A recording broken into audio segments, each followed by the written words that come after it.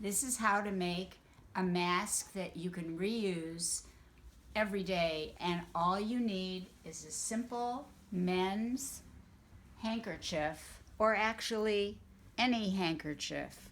You fold it into a rectangle like this. Then you take your mask, and the part that goes on the inside, you just put it inside, you turn it over, you take 2 safety pins and affix them to each side. Here's the other side.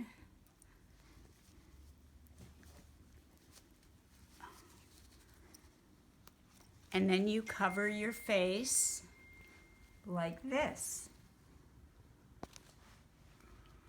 It's soft. You can wash the handkerchief. You can refold it. And to clean the outside of the mask, all you need is hydrogen peroxide. And you can reuse it over and over. And it feels great.